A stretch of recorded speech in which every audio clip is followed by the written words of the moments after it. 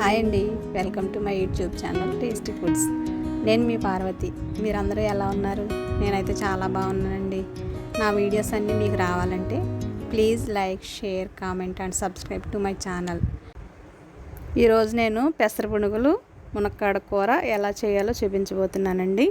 మునక్కాడ పెసర పునుగుల కాంబినేషన్ చాలా బాగుంటుంది. ఈ కూర నేను చూపించబోతున్న విధంగా చేసుకుంటే చాలా టేస్టీగా ఉంటుందండి.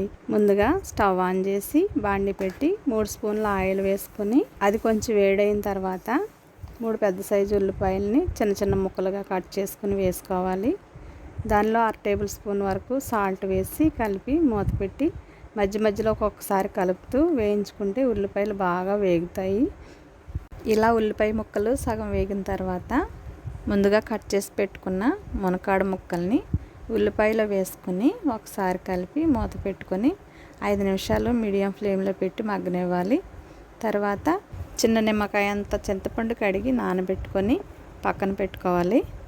తర్వాత మగ్గించుకున్న మునక్కాడ ముక్కల్లో 1/2 టేబుల్ స్పూన్ పసుపు, 1 టేబుల్ స్పూన్ కారం, 1/2 టేబుల్ స్పూన్ ధనియాల పొడి వేసి కలిపి నేను చూపిస్తున్న విధంగా మునక్కాడ ముక్కల్ని మధ్యలో ఖాళీ వచ్చేలా సెపరేట్ చేసి సన్నగా కట్ చేసి పెట్టుకున్న 2 పెద్ద సైజు టమాటాలు వేసి మూత పెట్టి 2-3 నిమిషాలు మగ్గనిస్తే టమాటాలు బాగా మగ్గి మెత్తగా అవుతాయి. దానిలో మధ్యలో ఘాట్లు పెట్టుకున్న 2 పచ్చిమిర్చి, 1 గ్లాస్ వరకు వాటర్ వేసి కలిపి మూత పెట్టి 2 నిమిషాలు ఉడికించుకోవాలి. ఉడుకుతున్న కూరలో పెసర పునుగులు వేసి కలిపి 2-3 నిమిషాలు ఉడికించుకుంటే ఈ పులుసు పెసర పునుగులకి పట్టుకొని దగ్గరగా అవుతుంది.